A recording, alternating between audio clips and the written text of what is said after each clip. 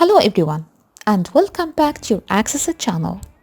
This is me, Mrs. Rania, your instructor and your guide in this video. So in today's video, we are going to continue our novel about Jane Eyre. Or actually, we are going to continue our series on episodes about Jane Eyre. We reached to the chapter 2. Today, we are going to have chapter 2. So this chapter called Leaving Gets Hit. So just let me with you just have a quick reminder about how chapter 1 ended. We can say that Jane was locked in her room, or actually in the red room, as a punishment for her quarreling and fighting with John Reed, her cousin. And of course, the poor girl was terrified and panicked about this room. She thought that she saw her uncle ghost, Mr. Reed, her uncle Reed ghost. So the girl was terrified and fainted on the floor. So this is how the first chapter ended. So let's continue together what happened to the poor girl in this chapter and how Jane planning to leave gets hit. Or what does it mean, this title? Let's discover together. I hope that you are ready. So let's do it. Come on. So Jane wakes up confused and disoriented. She starts to realize where she is. In her own bedroom. And of course that's something comforted her after she was locked in the red room. It was something good for her to see herself again in her own room. Bessie and Dr. Lowett are there looking after her. And Dr. Lowett, by the way, is a doctor that Mrs. Reed called to take care or just to looking after Jane.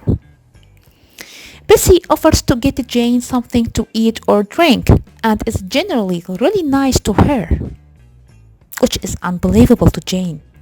Jane's pretty confused by this kindness.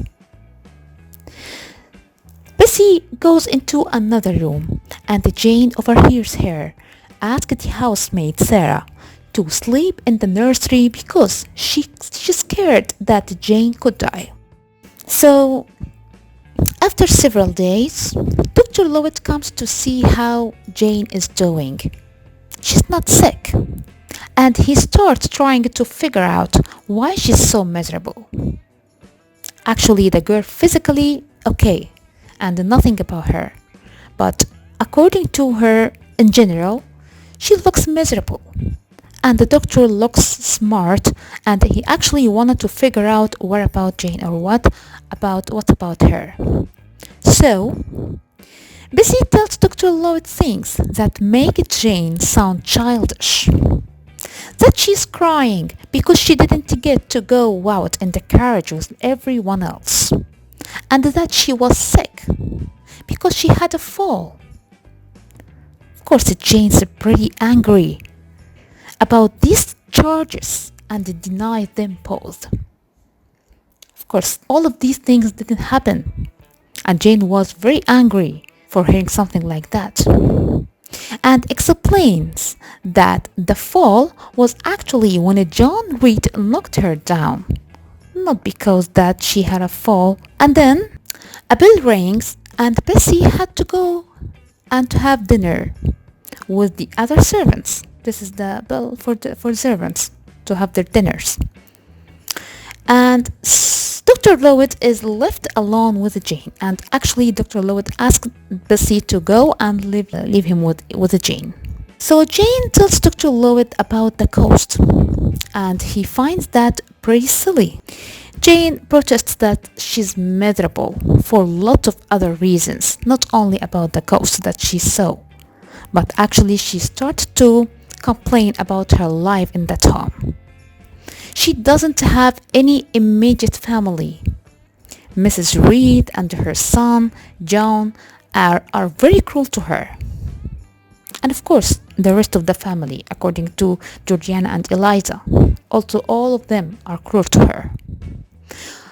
And she's made to feel that she doesn't have any right to live at Gateshead.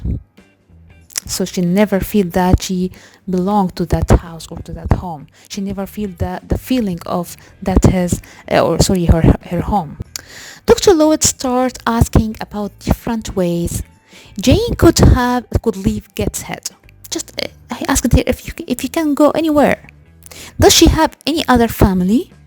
She's not sure, but she doesn't think so, and she wouldn't want to live with them if they were poor anyway. Could she go to school? He asked her, of course. And the little girl just think a while. And Jane tells Dr. Lloyd that she does want to go to school. Actually, she heard something bad about schools. We know that, but for her, schools is something better than her life at Gateshead. And he advises Mrs. Reed to send her to one. Jane is waiting patiently, convinced that Mrs. Reed will send her to school soon, even though she hasn't said so. But she still awaits. So days and weeks passed, and nothing. Mrs. Reed say nothing about the school. So one day, as she was scolding her, as usual, scolding, of course, Mrs. Reed scolding Jane Eyre, Jane suddenly threw a question at Mrs. Reed. The girl started to be outspoken. The girl started to fight for her right. The words just came out without planning to say them. Just spontaneously, she came out with some words or question. She said or asked her, "What would Uncle Reed say if he were alive?" Jane asked. Mrs. Reed with fear staring at Jane as if she was a ghost. Jane continued, "My Uncle Reed is now in heaven and can see all you think and do. And so can my parents. They know how you hate me and are cruel to me." So the girl's words wasn't point, and actually Mrs. Reed was terrified by her look at her, the way that she looked at her. So Mrs. Reed just smacked Jane's face and left her without a word. Jane was scolded for sure as a result for an hour by Bessie as the most ungrateful child in the world. And of course the same old story reminded her that you have no right to say that and you have to be grateful for the lady that kept you in her house. And so on the morning of the 15th of January, Bessie rushed up to Jane's room to tell her a visitor wanted to see her. Of course, Mrs. Reed would be there too, and she was frightened of seeing her again. I'm talking about Jane. She didn't see her from the last time that she told her her question. And now she had to face her one more time. She was frightened to see her, but something she must. When Jane Eyre nervously entered the breakfast room, she looked up at a black column. Or at least that is what he looked like to Jane Eyre.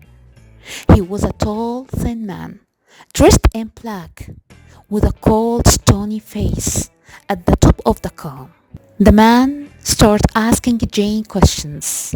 She tells him her name, but when he asks if she's a good child, she doesn't know what to say. Of course, she knows Mrs. Reed will contradict her if she answers yes. Actually, all the time she described her as the most wicked girl in the world.